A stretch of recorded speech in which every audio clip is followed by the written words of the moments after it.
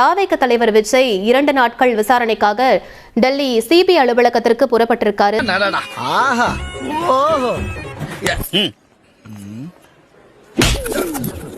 பெரிய சண்டீர் assistant commissioner ஆபீஸ்க்குள்ள சட்டைக்கு button போட வர சார் உங்க கூட தானே வராரு. எவ்வளவு டீசெண்டா இருக்காரு பாரு. இவன் பாடி லாங்குவேஜ் புரிஞ்சுக்கிற முடியலையே. எத்தனை ஒரு பஞ்சாயத்தடா முடிச்சு வச்சு பாரு. நமக்காக அம்பட்டு போலும் புள்ள குட்டியோட வெயில்ல காத்து கிடக்குறாங்களே. விஜய்க்கு சிபிஐ சார்பில் சம்மன் அனுப்பப்பட்டிருந்தது. இந்நிலையில் CBI show me your identity card. என்ன போட்டுக்க படி. சார் அவன வண்டியில் இருக்கு. Okay sir. அவர் இன்று டெல்லியில் சிபிஐ அதிகாரிகள் முன்னிலையில் நேரில் ஆஜராக இருக்கிறார். வந்துருவீங்களா மாமா? அப்படியெல்லாம் கேட்கப்படாது. டெல்லியில் உள்ள சிபிஐ தலைமை அலுவலகத்தில் ஆஜரான விஜயிடம் சிபிஐ அதிகாரிகள் 4 மணி நேரம் விசாரணை நடத்தினர். அந்த மூத்திர சந்துக்குள்ள 11 பேர் 3 மணி நேரம் திணற அடிச்சானுங்க. இன்றைய தினம் விசாரணை நிறைவடைந்து நிலையில் அவர் இன்னும் சற்று நேரத்தில் வெளியே வருவதற்கான ஏற்பாடுகள் அனைத்தும் செய்யப்பட்டிருக்கிறது.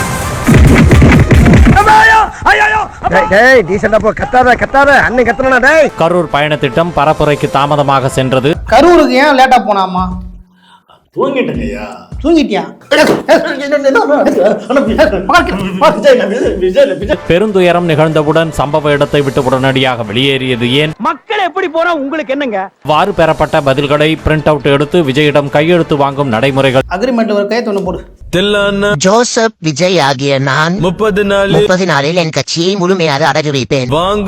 வாங்கின காசுக்கு விசுவாசமாக இருப்பேன். இங்கேயே விசாரித்திருந்தால் தமிழ்நாடு போலீஸ் இவ்வளவு பெரிய சிரமமும் சங்கடமும் ஏற்பட்டிருக்காது. எவ்வளவு ட்ரிக்ஸா என்னை உள்ள கொண்டாட்டினாங்களே. புதுடெல்லி வர வைத்து அரசியல் ஒப்பந்தம், தேர்தல் ஒப்பந்தம் போடுவதற்கு முயற்சி செய்யலாமா என்று பாஜக துடித்துக் கொண்டிருக்கிறது.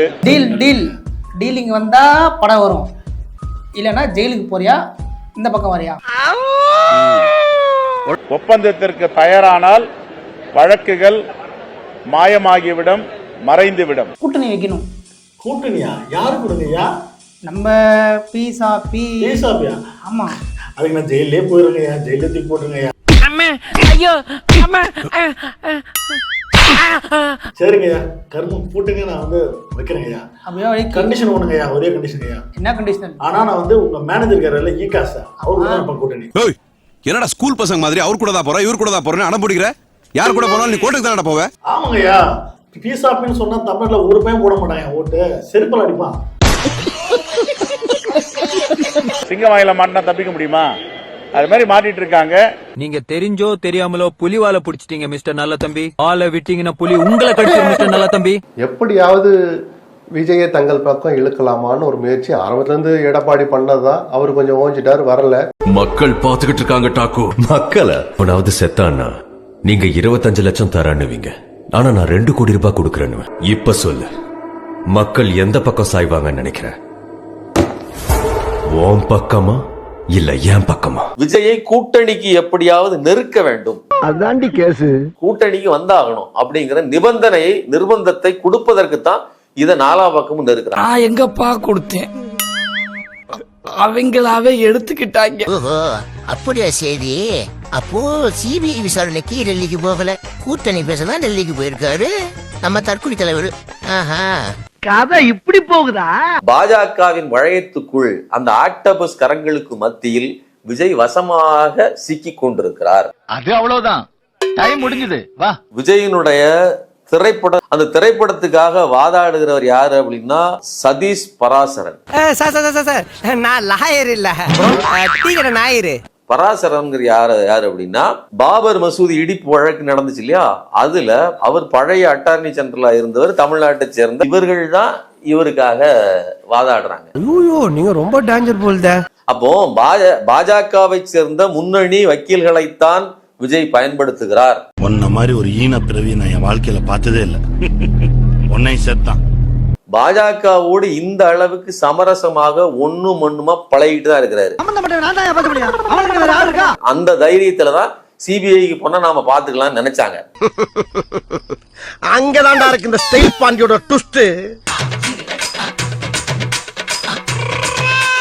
ஆனால் பாஜக ஒரு முடிவு எடுக்கிறது, நீங்க தனித்து நின்று ஆடுவது எங்களுக்கு லாபம் இல்லை, எங்களோடு கூட்டணிக்கு வாருங்கள்னு சொல்லுது. தனிச்சின்னதான் நம்ம தற்கொலை தலைவர் முதலமைச்சர் வேட்பாளரா நிப்பாரு, கூட்டணி நின்னா எப்படி நிப்பாரு?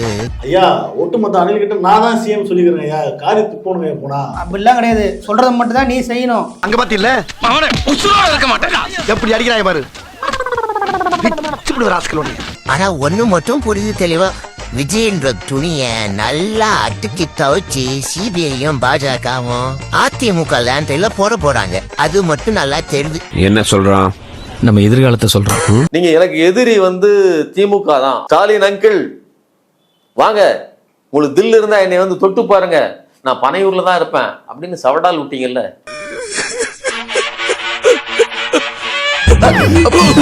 மோடி அங்கிள் சிபிஐ வைத்து என்னை நெருக்குறீங்களா, முடிஞ்சா தொட்டு பாருங்க, சொல்ல வேண்டியதானே. சொல்லு, நீதான் தைரியமான ஆளத்தை சொல்லு. நான் என்ன சொல்றேன், உங்களுக்கு ஒண்ணுனா நான் நிப்பேன் மக்களே. 10 பேர் வந்தாலும் நின்னு அடிப்பான்னு. ஐயோ 10 பேர் வந்தாலும் நின்ன இடத்துல ஒண்ணு கடிப்பான்னு சொன்னேன். உங்களுக்கு ஒரு பிரச்சனைனா நான் வருவேன் அப்படின்னு சொல்ற விஜய், தனக்கு ஒரு பிரச்சனை இன்னைக்கு கேட்ட எனக்கு கண்ணு கலங்குதுடா. உன் கண்ணுல ஒரு சொட்டு தண்ணீர் காணாமேடா. ஒரு பக்கம் ஜனநாயகம் ரிலீஸ் கிடையாது, இன்னொரு பக்கம் நீங்க ரிலீஸ் கிடையாது. நெருக்கடி கொடுக்குது, கண் முன்னால தெரியுது. ஒரு மனிதனுக்கு வாழ்க்கையில அடி விடுங்களா, அடியே வாழ்க்கையா இருந்தா எப்படி? அங்க விஷுவல நீங்க பாத்துக்கங்க. அன்னைக்கு ஜெயலலிதா இப்படி நின்றுட்டு இருந்தாரு, இப்போ வீடியோ எடுக்கப்படல. இன்னைக்கு டெல்லியில யாருகிட்ட எப்படி நின்றுட்டு இருக்காருன்னு தெரியாது. பாசிசமாவது பாயாசமாவதுன்னு சொன்னீங்கல்ல, உண்மையான பாசிசம் என்ன செய்யும், எப்படி உங்களை புழிஞ்சு எடுக்குங்கிறதுக்கு சத்தம் இல்லாமல் நடந்துட்டு இருக்கா. உன் கூட சாவகாசம் வச்சுக்கிட்டு தப்பா போச்சுடா. அதையெல்லாம் இப்ப யோசனை பண்றதுங்க.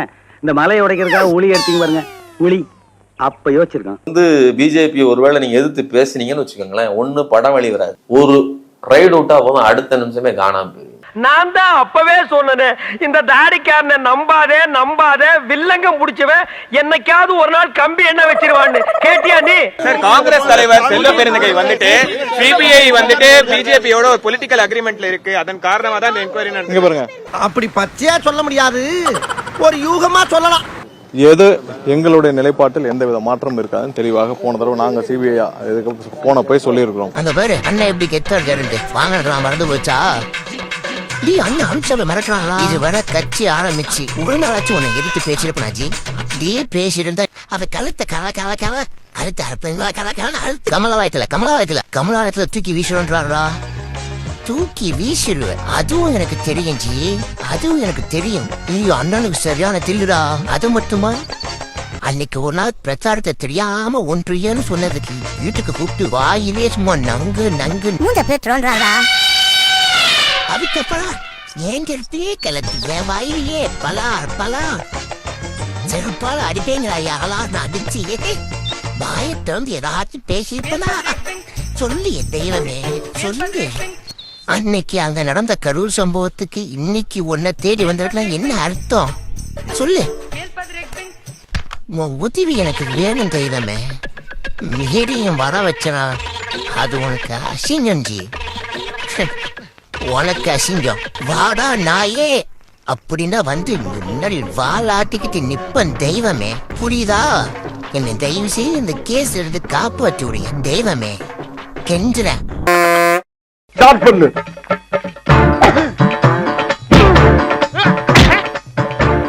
இங்கிட்டு வா. அப்படியா